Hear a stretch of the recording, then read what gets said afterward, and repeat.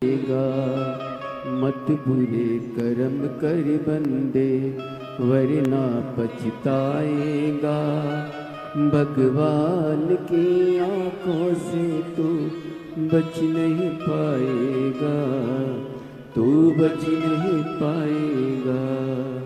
अरे ओ अज्ञानी मत करना दानी, अरे ओ अज्ञानी मत करना। ये शिव कृपा से कहीं ना कहीं हमको जो मानव की देह मिली है। तारकासुर ने केवल भगवान ब्रह्मा जी से एक ही वर मांगा था कि मुझे अगर वर देना चाहते हो तो ऐसा वर दो कि मरूं तो शिव जी के पुत्र के द्वारा मरूं, शिव जी के बेटे से मरूं।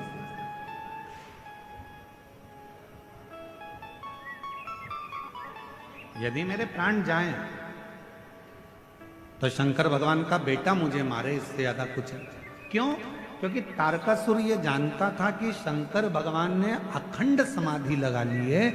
माता सती के जाने के बाद शिवजी अखंड समाधि में डूब गए हैं। वो विवाह नहीं करना चाहते, शादी नहीं करना चाहते। तो उनके मन में आया अगर शिव विवाह नहीं करेंगे तो मेरी साधना तो अधूरी रहेगी।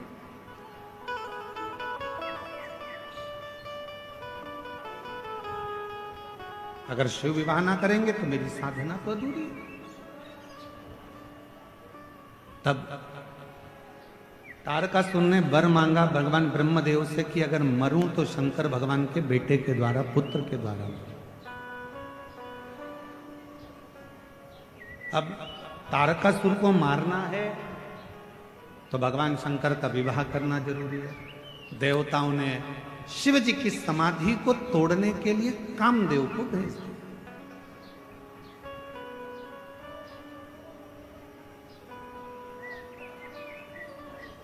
अब शास्त्र कहता है कि गुरुजी आप कहते हो कि शंकर भगवान की तप साधना को कोई नहीं तोड़ सकता, शंकर भगवान की साधना को कोई नहीं छोड़ सकता, फिर शंकर भगवान ने, कामदेव ने शिव जी की समाधि को क्यों तोड़ दिया? भाई ध्यान देना, स्मरण में लेना, शिव जी सती के पत्नी, कामदेव रति के पत्नी। सती और रति ये दोनों दक्ष प्रजापति की बेटी है। शंकर भगवान को लगा मेरा साड़ू भाई आया है और मेरा साड़ू भाई आया है, ये कामदेव आया है, अगर मैं नेत्र नहीं खोलूंगा तो अतिथि का अपमान हो जाएगा, इसका सम्मान करना और इसका सम्मान करना जरूरी है। शिव जी ने अपना नेत्र खोला, कामदेव जलकर भस्म हो गए, रति मां रोती रही, बिलखी। शंकर भगवान का विवाह पार्वती जी के साथ में पक्का हुआ। भगवान के तेज पुंज को ले जाकर गंगा जी के जल में छोड़ा गया। गंगा की धार से 6 पुत्रों ने जन्म लिया। कृतिकाओं ने उसका पालन करा। जब 6 ही एक साथ रोने लगे, 6 ही एक साथ दूध पीने लगे तो कृतिकाएं परेशान हो गईं। हाथ में गंगा का जल लेकर उन्होंने 6 ही को एक कर दिया तो मुख तो 6 रह गए, शरीर एक हो गया, जिनका नाम षडानंद कार्तिकेय हो गया। बोल कार्तिकेय महाराज की। षडानंद कार्तिकेय जिनका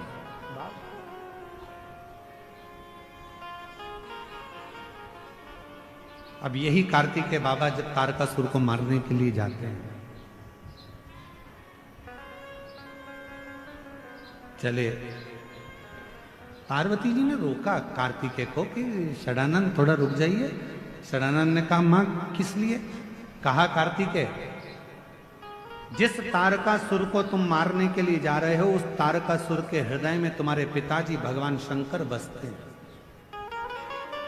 हमने कल भी कहा था, आज फिर कहते हैं, जिसके हृदय में शिव बसा हो, जो भगवान शंकर की आराधना करता हो, साधना करता हो, उपास करता हो, शिव के भक्ति में जो डूबा रहता हो, शिव साधना में जो डूबा रहता हो, आप सबसे निवेदन है, प्रार्थना है, प्रयास करना कि शिव भक्त के मन को कभी मत दुखा, शिव भक्त के मन को कभी ना दुखा, कभी ना।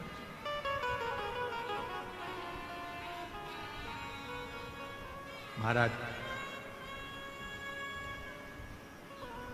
जब हम आराधना करते हैं, साधना करते हैं, भक्ति करते हैं, भजन करते हैं, स्मरण करते हैं, तो इस बात का हमको स्मरण करना चाहिए। और हम तो संपूर्ण क्षेत्रवासियों से हम क्यों कहते हैं, आप लोगों से क्यों कहते हैं कि आओ तो अपने घर से कुछ बना कर लेकर आया करो, अपनी अड़ोसन पड़ोसन, अड़ोसन कहते हैं सीधे हाथ वाली को, पड़ोसन कहते हैं उल्टे हाथ वाली को, धड़ोसन कहते हैं पीछे वाली को। तो प्रयास करा करो कि अपने घर से कुछ बना कर लाई, या टॉफी लाई, या बिस्कुट लाई, या कोई सामान लाई, या पानी लाई, तो थोड़ा थोड़ा थोड़ा थोड़ा सबको देने का प्रयास करा करो, उनका मुख झूठा कराने का प्रयास।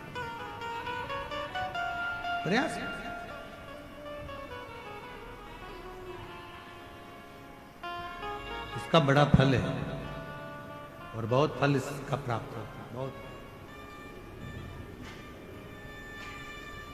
महाराज,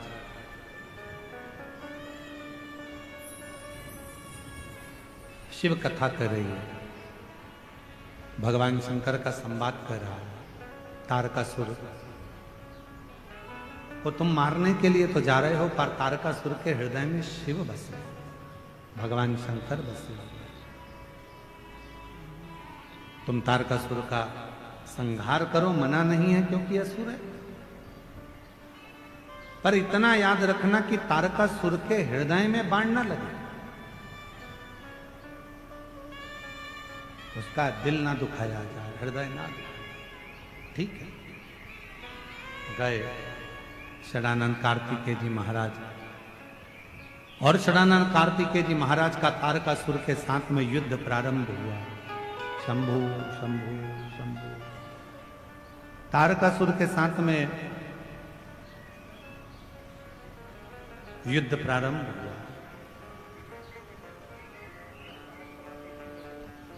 और जैसे ही तारकासुर के साथ में युद्ध प्रारंभ हुआ, बाण पर बाण छोड़े गए, पर हृदय में नहीं, हृदय में। आखिरी में तारकासुर के प्राण चले गए, प्राण। एक बड़ी सुंदर सा बात आती है, हम फिर निवेदन करेंगे कि जिसके शरीर में अगर कोई बहुत बड़ा रोग आ जाता है, कोई बहुत बड़ी बीमारी अगर शरीर में लग जाती है, कोई रोग लग गया, कोई बीमारी लग गई, कोई बहुत बड़ा रोग आ गया, बीमारी आ गई, डॉक्टर को दिखाओ, जांच भी कराओ, हॉस्पिटल भी जाओ, और अच्छे से अच्छे डॉक्टर को दिखाओ, पर साथ में एक काम और करो, जब बहुत बड़ी बीमारी लग गई, उसका कोई हल नहीं निकल रहा, कोई रिजल्ट नहीं आ रहा, डॉक्टर की दवाई भी चल रही है, जांचें भी चल रही है, तो साथ में एक बेलपत्र लो, बीच वाली पत्ती पर एक चावल का दाना रखो, बीच वाली पत्ती, एक दुर्वा, दुर्वा जानते हो ना, दूब, हरी दूब, एक दुर्वा, और एक पीला कनेर का फूल, ये साथ में रखकर नंदी के पास बैठकर त्र्यंबक मंत्र का जाप करो। और अगर मालूम पड़े कि त्र्यंबक मंत्र नहीं आता है, तो पंचाक्षर मंत्र का जाप करो, नमः शिवाय। षडाक्षर मंत्र का जाप करो, ओम नमः शिवाय। और वो भी नहीं ले सकते तो नंदी के पास बैठकर श्री शिवाय नमस्तुभ्यम बोलकर अपने मन का भाव कहकर, बाबा बहुत रोग से ग्रसित हूं, मेरे महाकाल राजा, मेरे बाबा केदारनाथ, मेरे बाबा अमरनाथ, हे मेरे बाबा कृष्णेश्वर नाथ, कृपा करो, रोग से मुक्त करो। बाबा से प्रार्थना कर कर जो चावल, बेलपत्र, दुर्वा, कनेर का पुष्प है, वो शिव जी के ऊपर समर्पित कर दो, और एक लोटा जल जिस ओर जल बहता है उत्तर की ओर, उससे विपरीत में खड़े हो दक्षिण की ओर। दक्षिण की ओर खड़े होकर उत्तर की ओर मुख कर कर जल चढ़ाना प्रारंभ करो, धीरे धीरे उसी बेलपत्र के ऊपर। जल पूरा चढ़ जाए, उसमें से दुर्वा बेलपत्र औषधि के रूप में बाबा से मांग कर लाओ। बेलपत्र दूसरे दिन सुबह खाली पेट उसको खा लो, और दुर्वा प्रदोष काल में शाम के समय जब प्रदोष काल आए उस समय पर उस दुर्वा को चबा चबा कर खा लो। धीरे धीरे धीरे धीरे रोग का निवारण होने लगेगा और तुम्हें दवाई लगने लगेगी, औषधि लगेगी।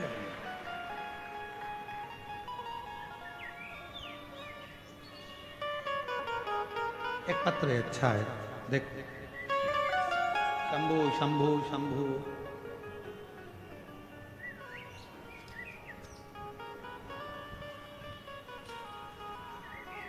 एक पत्र अच्छा है, देखिए।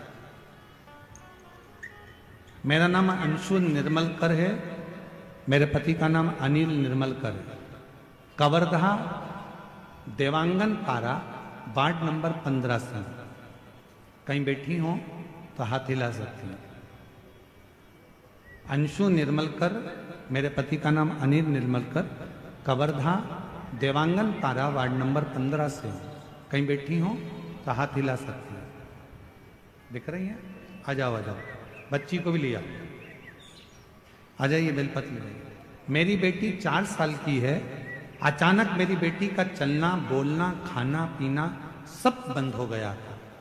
ना वो चल सकती थी, ना बोल सकती थी, ना सुन सकती थी, ना खाना खा सकती थी, सब छूट गया। तब हम उसको रायपुर के एम्स हॉस्पिटल में भर्ती करें। 1 महीने तक आईसीयू में मेरी बेटी रही। आखिरी में डॉक्टर ने कह दिया हम इसे नहीं बचा पाएंगे। 1 महीने भर्ती रहने के बाद डॉक्टर ने कह दिया एम्स में कि हम इसको बचा नहीं पाएंगे। पूरी तरह से टूट गई थी गुरुदेव। लेकिन किसी के कहने पर मेरे बाबा का भजन किया, बेलपत्र का प्रयोग किया। तब मुझे लगा कि मेरे बाबा मुझे हिम्मत देंगे और मेरी बेटी को बचा लेंगे। डॉक्टर ने तो हाथ ऊंचे कर दिए थे कि हम इसको नहीं बचा सकते। ना ये कभी जिंदगी पर चल पाएगी, ना बोल पाएगी, ना सुन पाएगी, ना खाना खा पाएगी, ना पलंग से उठ पाएगी। हार गए। मंदिर दौड़ कर जाती, शिव जी को बेलपत्र चढ़ाती, उसके तकिए के पास लाकर रख देती। शंकर का चढ़ा हुआ जल उसके शरीर पर लगा देती। आपने कहा था 1 दुर्वा 1 बेलपत्र, कनेर का पुष्प और चावल ये फलदायी होता है। मैंने वैसा ही करा जैसा आपने बताया। आज मैं बाबा को धन्यवाद देने आई हूँ गुरुदेव। बाबा की कृपा से 5 बेलपत्र वाला प्रयोग फिर करा, मूंग वाला प्रयोग करा, और बाबा की गणेश जी की राइट सूंड वाला प्रयोग करा। तब मेरी बेटी धीरे धीरे आईसीयू से बाहर आ गई। और बाबा की कृपा से डॉक्टर तो बोले थे चलेगी नहीं, शिव जी की कृपा से अब चलने भी लगी, बोलने भी लगी, और बाबा की कृपा से उसका सब। शिव की आराधना, शंकर की साधना, शिव उपासना ये जीवन का सुख देती है, ये जीवन का आनंद देती है। एक पत्र और है।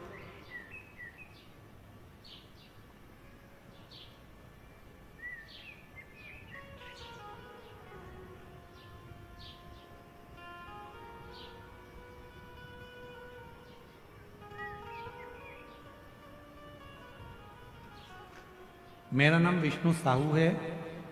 मैं bypass road, Raipur road, bypass Raipur road ward number 24 Kawardha का निवासी हूँ। मेरा मोबाइल नंबर ये है। मैं गाड़ी चलाता हूँ। एक बार किसी के यात्रियों को लेकर मैं पेट की तकलीफ से बहुत ज्यादा ग्रसित था। मेरे पेट में ना जाने क्या तकलीफ थी, बहुत दर्द होता था। तब मैं किसी यात्री को लेकर, कौड़िया की कथा थी आपकी, और कौड़िया की कथा में मैं यात्रियों को लेकर जा रहा था। तो यात्री आपके बारे में बात कर रहे थे कि पंडाल में बैठकर अगर कोई कथा सुनता है और कोई बीमारी होती है तो पंडाल की मिट्टी को अगर वहां लगा लेता है तो उसका रोग मिट जाता है। मैं हंसने लगा क्योंकि मेरा विश्वास आप पर नहीं था, पर जो यात्री थे जिनकी मैं गाड़ी चला कर ले जा रहा था वो आप ही आपकी बात कर रहे थे। मैं कोड़िया की कथा में पहुंचा, मैंने भी सोचा जब लोग कह रहे हैं कि मिट्टी इतनी कारगर है, कथा पूरी होगी तब मैं मिट्टी को अपने पेट पर लगाऊंगा, और मैंने कोड़िया की कथा की रच को अपने पेट में लगाया। गुरुजी, घर आते समय मेरा पेट दर्द पूरा समाप्त हो गया था, और गुरुजी मुझे क्या मालूम था कि पंडाल की मिट्टी इतनी काम करती है। मैं उस मिट्टी को उठाकर ले आया। 20 साल की उम्र से मैं शराब पीता था, और 20 साल की उम्र से मैं शराब पीता था, पर जब से भोलेनाथ में मन लगाया है और मिट्टी अपने तन पर लगाना चालू करी है, तब से आज 5 साल हो गए, तब से मैंने शराब को हाथ नहीं लगाया है। गुरुदेव, शराब को छूना बंद कर दिया, 5 साल हो गए गुरुदेव, मैंने शराब को हाथ नहीं लगाया। एक बात और कहना चाहता हूं गुरुदेव, आपके कथा की पंडाल की मिट्टी एक ऐसी मिट्टी है कि उसको मेरे जितने दोस्त शराब पीते थे, मैंने 50 लोगों के शरीर पर लगाया और 50 ने ही शराब को छोड़ दिया। आज मैं बाबा को यहाँ प्रणाम करने के लिए, बाबा को नमन करने के लिए। बाबा, विश्वास नहीं था, पर आज पूर्ण भरोसे से मैं लोगों को छाती ठोक कर कहता हूं कि अगर तुम्हारा दुख है तो एक बार श्री शिवाय नमस्तुभ्यम बोलो और शिव महापुराण की कथा सुनो। ये जीवन का एक सुख है, जीवन का एक सुख। और जो जैसी भावना, कहीं बैठे हो तो आ सकते हैं। मेरा नाम विष्णु साहू है, bypass road, ward number 24, Kawardha का निवासी हूं। मेरा मोबाइल नंबर ये है, कहीं बैठे हो तो आ सकते हैं। जो जैसी भावना लाया वो वैसा ही फल पाया, नहीं खाली उसे लौटाया, वो मन ही मन हर्षाया। सब बोलो, कर दिया माला माल काशी वाले ने लुटा दिया भंडार काशी वाले ने। आप जिस भावना से आते हो, बैठे लाखों की संख्या में शिव महापुराण की कथा को श्रवण कर रहे हो, जब कथा पूरी हो जाए और कथा जब पूरी हो, आरती होने के बाद जब कर्पूर गौरम हो, आप अपनी भूमि को जब नमन करो, प्रणाम करो, उस भूमि की मिट्टी को अपने मस्तक पर लगाकर उससे प्रार्थना कर कर जाना, बाबा बहुत दुखी हूँ, मेरे शंकर, मेरे त्रिकालदर्शी, मेरे कैलाशी, मेरे अविनाशी, हे शिव, मेरे मन की मुराद को पूर्ण करना, मेरे दुख को समाप्त करना, आप कृपा करना मेरे शंकर, आप करुणा करना मेरे मन। खींचना पड़ रहा है बोलने में।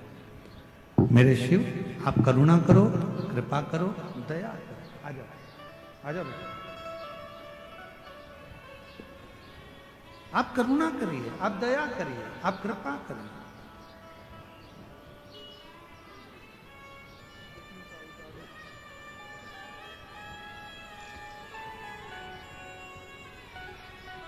एक बार जोरदार ताली बन जाओ। 50 लोगों की दारू छुड़वाई है, और 20 साल की उम्र से मदिरा पीते थे, और आज बाबा की कृपा से 5 साल हो गए हाथ न लगाई है। ये शिव कृपा है। पेट में दर्द रहता था, कोड़िया की कथा में भक्तों को लेकर गए थे, यात्रियों के मुख से सुन लिया था कि शिव महापुराण की कथा के पंडाल में जो मांगा जाता है वो मिलता है, और इतना विश्वास कर कर आए कि आज बाबा की कृपा से करुणा सागर ने करुणा कर। ये क्या है? पत्थर है ये। एक पत्थर पर बेटी ने सुंदर आकृति उकेरी है। एक बार जोरदार ताली बजाओ हमारी ओर से आपको भी।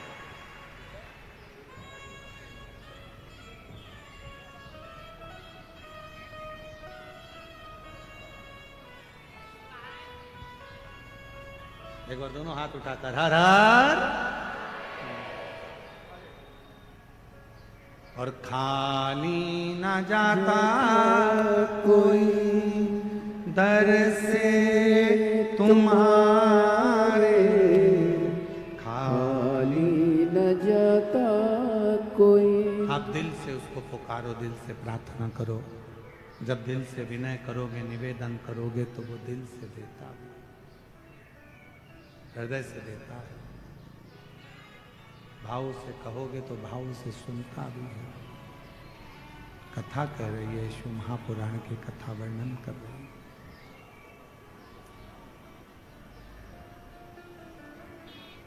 तारकासुर के 3 बेटे, तारकाक्ष, विदुमाली, कमलाक्ष की 3 पुत्र हैं।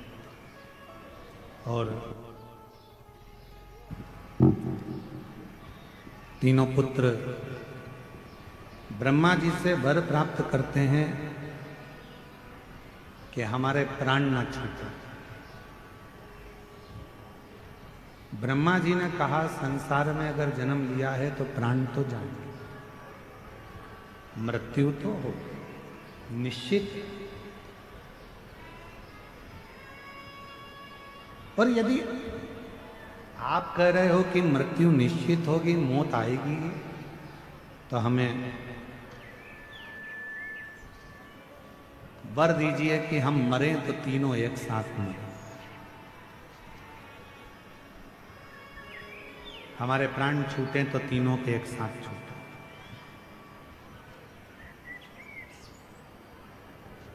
3 पुरी का निर्माण कर दिया, 3 नगर बसा दिए, और 3 पुरी का निर्माण कर 3 नगर बसाकर 3 नगर में उनका निवास हुआ। आ जाइए।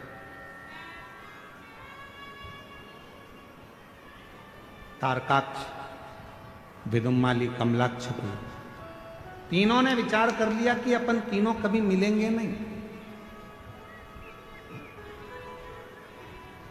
मिलेंगे और मर गए तो, इसलिए तीनों अलग अलग पुरी में रहो, मिलना।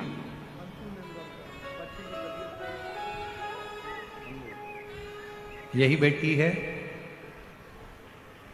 जिसको डॉक्टर ने जवाब दे दिया था कि ये कभी चल नहीं पाएगी, उठ नहीं पाएगी, बोल नहीं पाएगी, और 1 महीने तक हॉस्पिटल में रायपुर में रही। उसके बाद जवाब दिया, शिव पर भरोसा किया, डॉक्टर की दवाई भी लेती रही, और आज बाबा की कृपा से यहाँ चलकर आई है। जोरदार ताली बजाकर।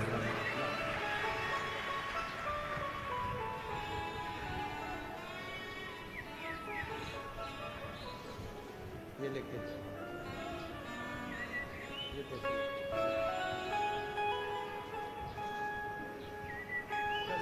अब तो ठीक हो गई, अब रोते नहीं, अब खुश हो, अब तो बढ़िया हो गई। देखो बढ़िया खड़ी है। श्री शिवाय नमस्ते, बोलो श्री शिवाय नमस्ते। अब आवाज भी है, बोलती भी है, चलती भी है, और शिव की कृपा से सब कार्य भी करती है। एक बार जोरदार ताली बजाइए।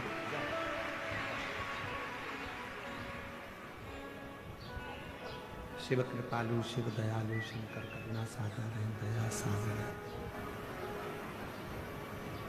तीनों ने विचार कर लिया कि अपन एकाग्रित नहीं है, अलग अलग पुरियों में रहने लगे। बहुत उपद्रव किया, इतना उपद्रव करा, तब देवताओं ने विचार करा कि इनको मारना जरूरी है। पर ये मरेंगे कैसे?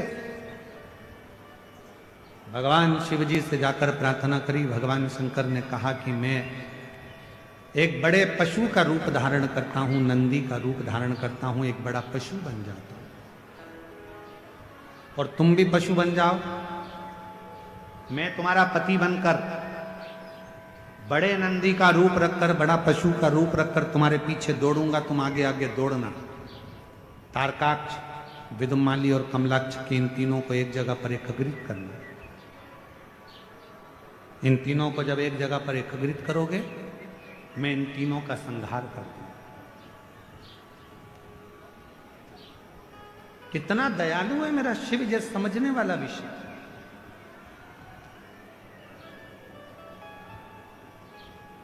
मेरे शंकर भगवान ने, मेरे भगवान ओघड़ दानी ने, मेरे शंभू ने, मेरे त्रिकालदर्शी, मेरे कैलाशी ने मनुष्य को पंख नहीं दिए,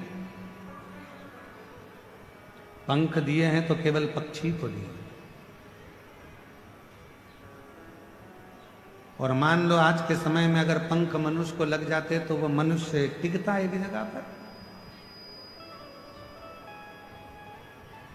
थोड़ा सा धन आता है और व्यक्ति अभिमान में फूल जाता है, थोड़ा सा वैभव आया और व्यक्ति अभिमान में फूल गया, थोड़ा सा सत्ता मिली, कुर्सी मिली, पद मिला, प्रतिष्ठा मिली और व्यक्ति अभिमान में फूल गया।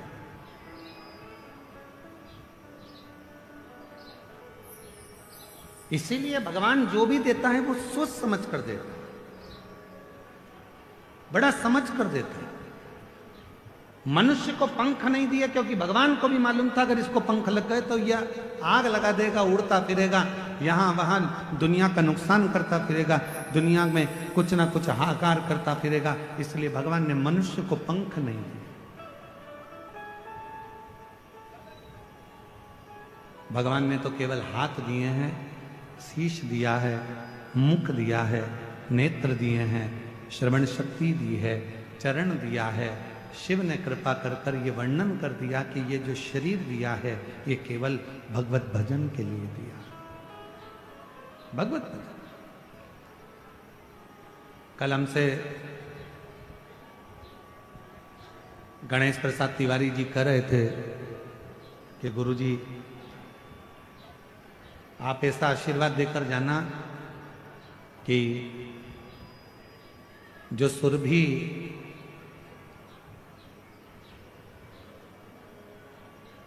माहेश्वर महादेव का जो मंदिर हम बना रहे हैं, तो जब वो सुरभि महेश्वर महादेव का जब मंदिर बन जाए तो ऐसी कृपा करना कि उसका जब उद्घाटन हो, उसमें जब प्राण प्रतिष्ठा हो, तब ये शिव महापुराण की कथा एक बार कवर्धा शहर में भी हो जाए। ऐसी कथा।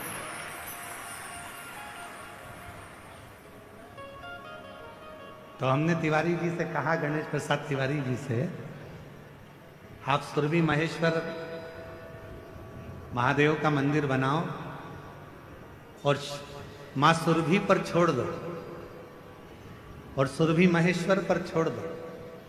फिर उसकी जब मर्जी होगी, साल 2 साल में जब मंदिर पूरा कंप्लीट हो जाएगा और प्राण प्रतिष्ठा होगी, तो जब मेरे महादेव को अगर कृपा करना होगी और इतने शिव भक्तों पर करुणा करना होगी तो बाबा इस शिव पुराण को फिर वापस लेकर आ जाए, फिर वापस। और हम गणेश तिवारी जी, आपको, आपके बेटे आशीष तिवारी जी को, आपकी धर्मपत्नी श्रीमती नेहा तिवारी जी को बहुत धन्यवाद देते हैं। कम से कम आपके हृदय में शिव महापुराण के प्रति इतना भाव तो है कि बाबा एक बार और ऐसी करुणा करना कि ऐसी शिव पुराण की कथा हो। और केवल हम तिवारी जी से नहीं, आप सबसे कहें, इस कथा के पंडाल में बैठकर आज आद्रा नक्षत्र के दिन शिवरात्रि के अवसर पर मार्गशीर्ष मास में अपने अपने स्थान पर बैठकर शिव जी से इतनी प्रार्थना जरूर करना कि बाबा हमको भी इस लायक बनाना, ऐसी झोली भरना कि हम भी अपनी जिंदगी में एक बार शिव महापुराण के यजमान बन सके, ऐसी करना, उससे प्रार्थना, विनय करो, निवेदन करो। जब आप उससे विनती करेंगे, निवेदन करेंगे, प्रार्थना करेंगे तो वो सुने। श्रवण करो, उससे विनय करो। महाराज, तेरे डमरू की धुन सुन के मैं काशी नगरिया आई हूँ। तेरे डमरू की धुन सुन के मैं काशी नगरिया आई हूँ। मेरे भोले ओ बम भोले, मैं काशी नगरिया आई हूँ। सुना है हमने ओ भोले तेरी काशी में गंगा है। सुना है हमने सब बोलिए बोले तेरी काशी में गंगा है। सुना है हमने ओ भोले तेरी काशी में गंगा है। सुना है हमने ओ भोले तेरी काशी में गंगा है। उसी गंगा को नहाने को मैं काशी नगरी आई हूँ। उसी गंगा को नहाने को मैं काशी नगरी आई हूँ। सुना है हमने ओ भोले तेरी काशी में मुक्ति है। सुना है हमने ओ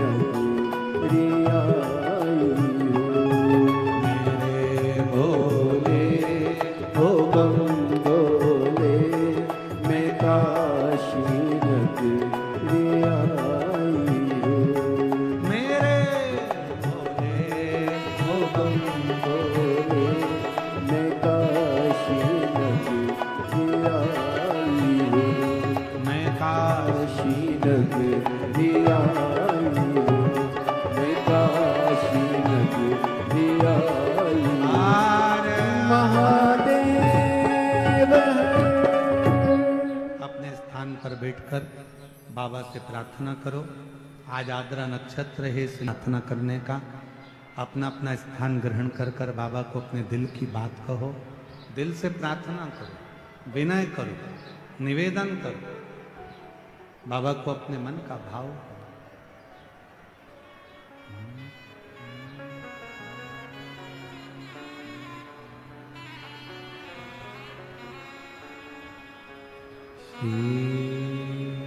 शिवाय नमस्तु, श्री शिवाय नमस्तु, श्री शिवाय नमस्तु, श्री शिवाय नमस्तु, श्री शिवाय नमस्तु। भोला सब दुख काटो मारा, ओ भोला सब दुख काटो मारा। शिव शंकर जपो तेरी माला, भोले बाबा जपो तेरी माला। भोला सब दुख काटो मारा, ओ भोला सब दुख काटो मारा। वेश है मंगल मंगल, कारी, वेश है मंगल मंगलकारी। शमशान वासी हमारा, शमशान वासी हमारा। ओ भोला भोला सब दुख काटो मारा, ओ भोला सब दुख काटो मारा।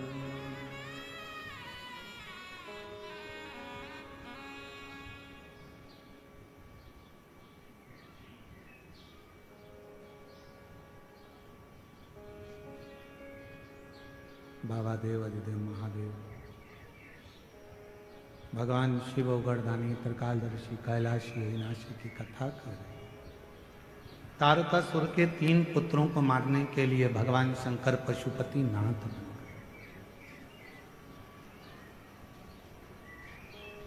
भगवान शिव का नाम पशुपति नाथ है। 3 क्रम है।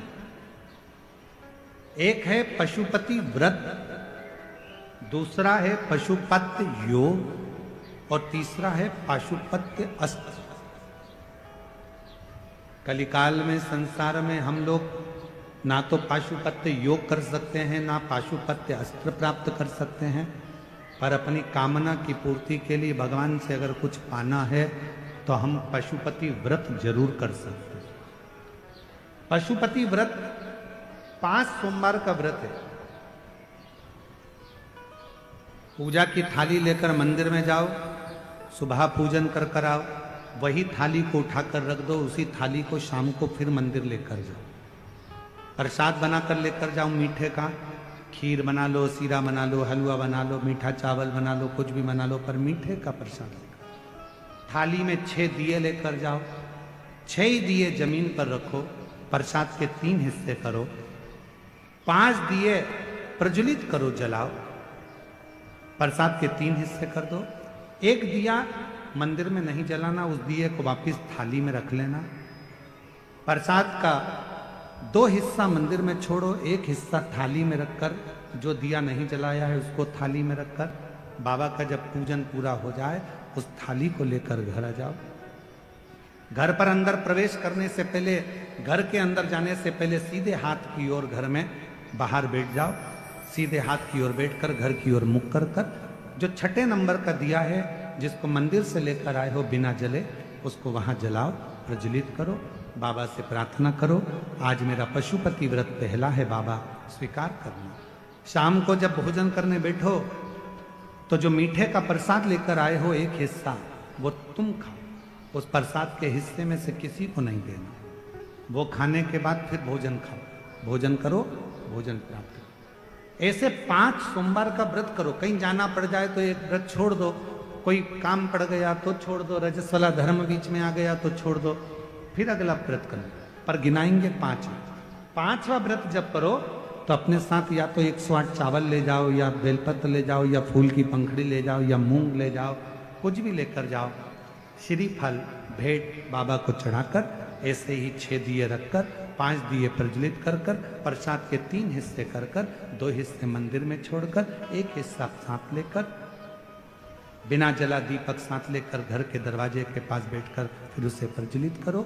5 व्रत पशुपतिनाथ के पूरे आनंद के साथ बाबा से प्रार्थना कर कर करो।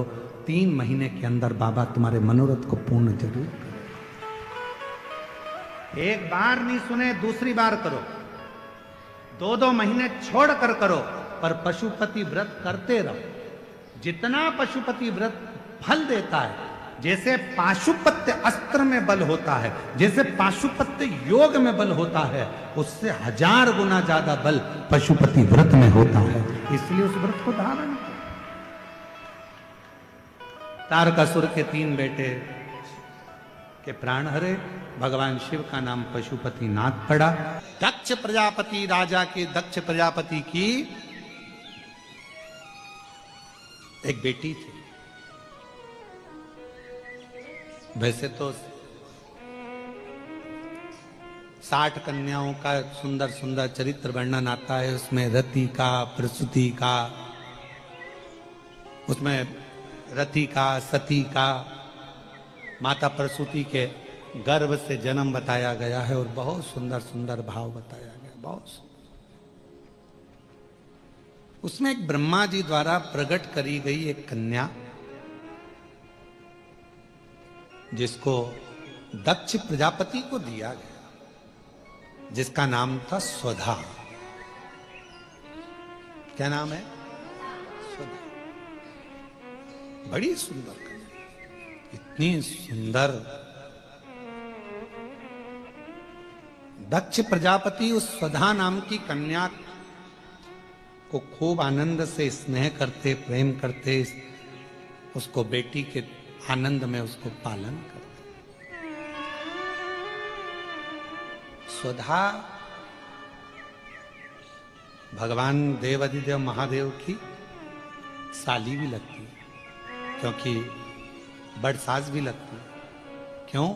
क्योंकि प्रसूति की एक बेटी सती है, तो माता प्रसूति की एक बेटी स्वधा भी है, रति भी है, रोहिणी भी है, चंद्र को भी आई। ऐसी कई बेटियों का चरित्र दक्ष प्रजापति के यहाँ आता है। आप और हम शिव महापुराण में भगवान देवाधिदेव महादेव के इन पवित्र चरित्रों का स्मरण करते हैं। कई चरित्र। और स्वधा छोटी है, छोटी, पर स्वधा का नियम था। स्वधा का एक नियम था, किसी भी वृक्ष की छांव के नीचे बैठती थी और भगवान शंकर के मंत्र का स्मरण करती थी। नमः शिवाय, ओम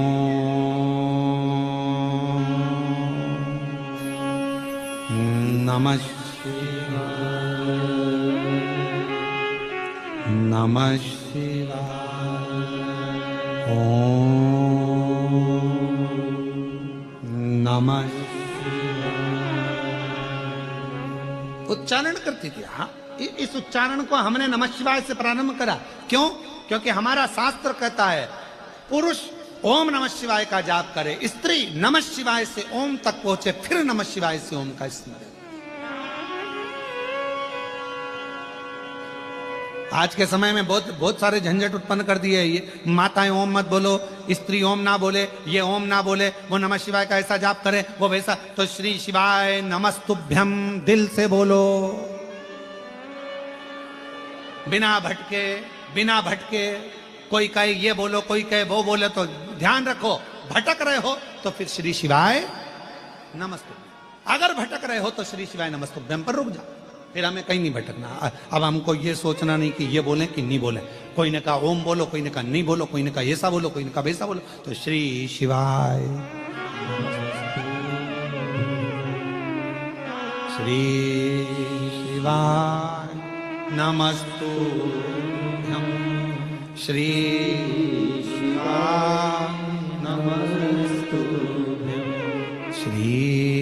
शिवाय नमस्तुभ्यम, श्री शिवाय नमस्तुभ्यम। वो क्यों भटके?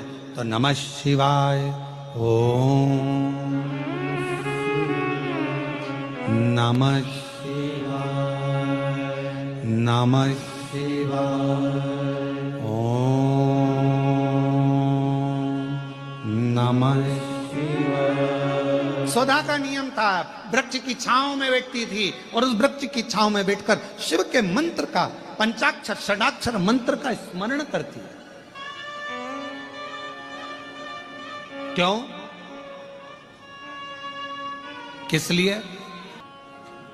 हमारे शास्त्र वर्णन करते हैं, किसी घर के अंदर बैठकर तप करा तो एक मंत्र का एक फल मिलता। समझना जरा बहुत अच्छे से, एक मंत्र का एक फल।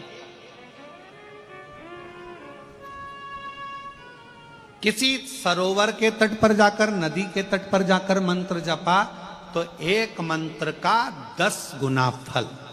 कितना? 10 गुना। और समझना, किसी तीर्थ में जाकर जपा तो एक मंत्र का 100 गुना फल। किसी ज्योतिर्लिंग में जाकर जपा तो एक मंत्र का 1000 गुना फल। और क्या कहा? बट वृक्ष, पीपल वृक्ष, बेलपत्र वृक्ष, आंवला वृक्ष, शमी वृक्ष, जो पूज्य वृक्ष हैं, पंच पितर के पंच जो वृक्ष कहे गए हैं, इन वृक्ष के नीचे बैठकर यदि मंत्र का जाप एक बार भी किया तो उस वृक्ष में जितनी पत्तियां होती हैं, लाख करोड़ जितनी होगी, उसका पूरा पुण्य एक मंत्र का करोड़ गुना पुण्य प्राप्त हो जाता। नमः शिवाय ओम, नमः शिवाय, नमः शिवाय ओम, नमः शिवाय। करोड़ा गुना, करोड़ों गुना सुधा वृक्ष की छांव में बैठ जाती और मंत्र का उच्चारण करती। नमः शिवाय।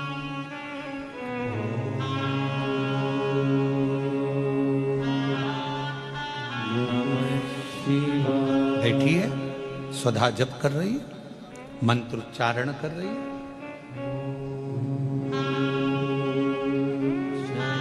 भगवान शिव को याद कर रही है।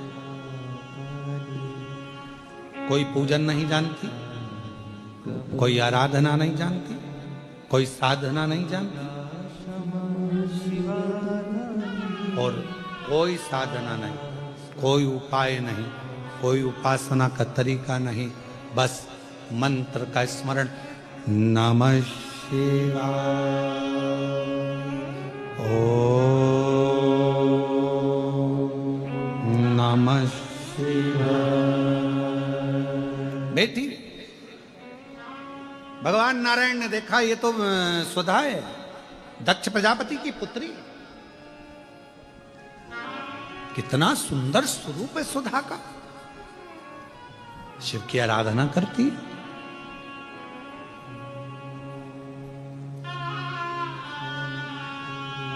दक्ष प्रजापति की जितनी बेटियां थी सबको सबके पुण्य को देखा गया।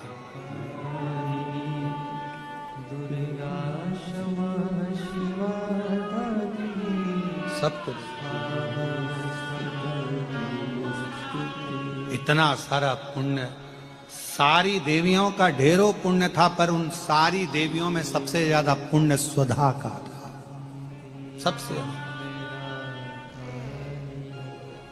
सबसे ज्यादा पुण्य स्वधा का। सबसे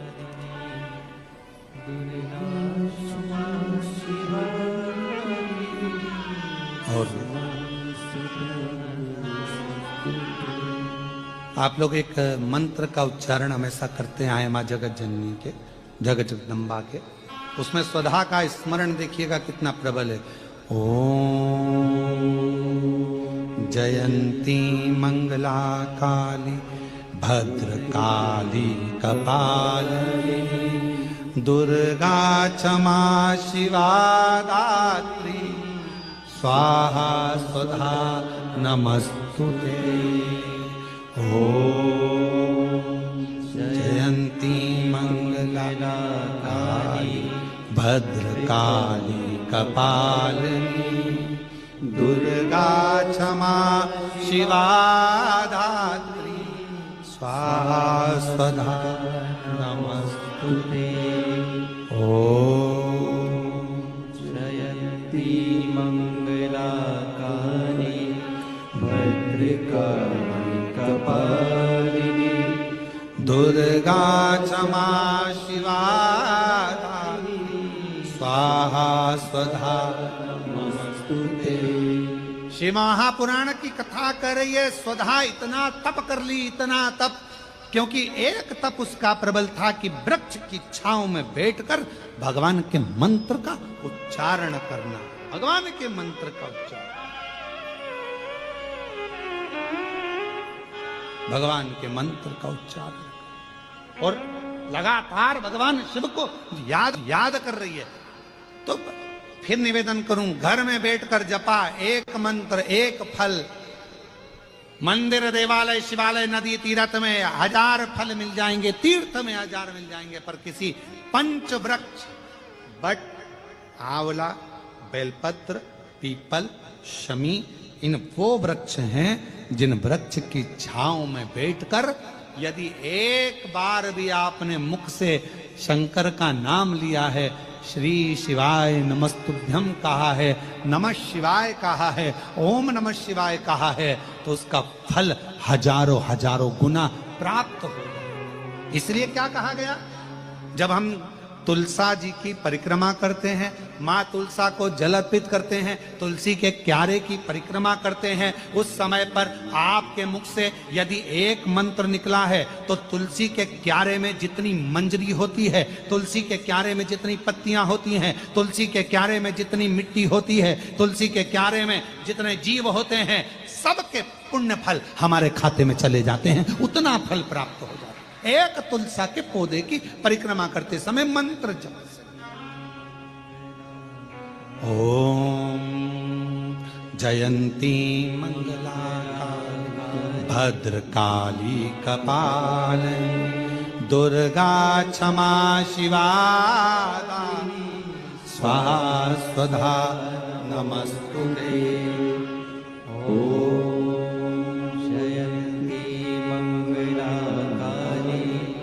भद्रकाली कपालिनी दुर्गा क्षमा शिवा धात्री स्वाहा स्वधा नमस्तुते। भगवान शिव की उच्चारण कर रही है वृक्ष के नीचे। इसलिए हमारे सनातन धर्म में प्रत्येक सनातनियों के घर में, प्रत्येक हिंदू बहन भाई के घर में और प्रत्येक व्यक्ति के घर में जितने सनातनी हैं, सबके घर के दरवाजे पर आंगन में तुलसी का क्यारा होना चाहिए। वो सनातन धर्म की एक प्रखरता है, वो सनातन धर्म की एकजुटता है। एक तुलसी का क्यारा मेरे हनुमान जी ने देखा था विभीषण के दरवाजे। हनुमान जी विभीषण के यहाँ प्रवेश कर गए। जब हम तुलसी के क्यारे में जल चढ़ाते हैं तुलसी के क्यारे के पास खड़े होकर भगवान के मंत्र का उच्चारण करते हैं। नमः शिवाय बोलो, नारायण का मंत्र बोलो, ओम नमः भगवते वासुदेवाय बोलो, राम नाम, कृष्ण नाम, शिव नाम, जो तुम जपना चाहो वो जपो। तुम एक बार जपोगे तुलसी के क्यारे के पास खड़े होकर, हजारों गुना फल अपने आप प्राप्त हो जाए। घर में ही, तुम्हें कहीं जाना ही नहीं, घर के अंदर ही।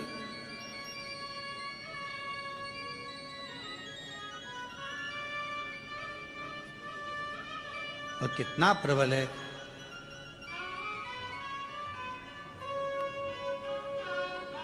साधु चले पौआ पौआ, चींटी ने बचाई के। साधु चले पौआ पौआ, चींटी ने बचाई के। और राजा चले हाथी घोड़ा, पालकी सजाई के। राजा चले हाथी घोड़ा, पालकी सजाई के। तुलसा मगन भई, हरि गुण गाई के। तुलसा मगन भई, हरि गुण गाई के। हरि गुण गाई के, प्रभु गुण गाई के। तुलसा कब मगन होती है? तुलसा कब प्रसन्न होती है? वृक्ष कब प्रसन्न होता है? बेलपत्र का वृक्ष कब प्रसन्न होता है? शमी का वृक्ष कब प्रसन्न होता है? बेलपत्र का वृक्ष, बट वृक्ष कब प्रसन्न होता है? उसकी प्रसन्नता होती है जब हम भगवान के मंत्र का उच्चारण करते हैं। हरि गुण गाई के, प्रभु गुण गाई के। आप भी बोलो, हरि गुण गाई के, प्रभु गुण गाई के। हरे तुलसा मगन भई, हरि गुण गाई के। तुलसा मगन हरि। ये स्थान भगवान जहाँ बेल, आप लोग कभी कुबरेश्वर धाम गए होगे तो बेलपत्र की वाटिका में अगर पहुंचे होगे, जहाँ खुला हुआ मैदान है, जहाँ कथा होती है उसके पीछे की साइड में खुला मैदान है, वहां 21 बेलपत्र के वृक्ष हैं बड़े बड़े। उसी की वाटिका के आसपास बैठकर लोग मंत्र का जाप करते। आप अगर कुबरेश्वर धाम गए होगे तो वट वृक्ष की छांव में बैठे होगे।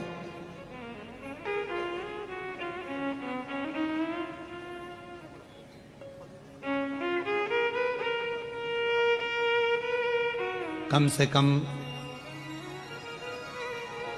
400 साल से 500 साल के बीच में 300-400 साल 500 साल पुराना बट वृक्ष। कभी आप लोग गए हो कुबरेश्वर धाम तो वहां लोग बैठकर अभी तो वहां का मार्ग इसलिए बंद रखा है क्योंकि वहां काम चल रहा, तो वहां अभी जाने नहीं देते, रास्ता बंद रहता है। नहीं तो मंदिर प्रांगण के पीछे ही जहां कथा होती है उसके ठीक पीछे के साइड में बट वृक्ष बहुत विशाल, उसकी छांव में अगर आप कभी बैठे और शिव नाम का उच्चारण कर कर देखना, कभी बैठकर एक बार दिल से मन से 2 क्षण बैठकर आप उसका उच्चारण कर कर देखना। अभी उस स्थान पर तो निर्माण चल रहा है जिससे भक्त लोग वहां पहुंचे तो वहां आराम से बैठकर मंत्र उच्चारण कर सके, ऐसी व्यवस्था वहां करी जा रही। बैठे उच्चारण करें, श्री शिवा कभी मौका लगे और कभी अभी जब वहां का निर्माण पूरा हो जाएगा तब आप लोग जब दर्शन करने उस बट वृक्ष की छांव में, जहां बेलपत्रियों का कुंज है, बेलपत्रियों का कुंज जहां है 21 वृक्षों का, उसके पास में कभी बैठकर देखिए 2 क्षण 2 स्मरण कर कर देखो, बैठ कर। केवल कुबरेश्वर धाम आप गए, जरा मंदिर में दर्शन किया और दर्शन कर कर नहीं, कुबरेश्वर धाम के कुछ स्थान है उसका आप दर्शन करो, वहां बैठो, थोड़ा स्मरण करो वहां बैठकर कि आखिर इस धाम की इतनी महत्वता क्यों है, क्यों इतनी महत्वता, क्यों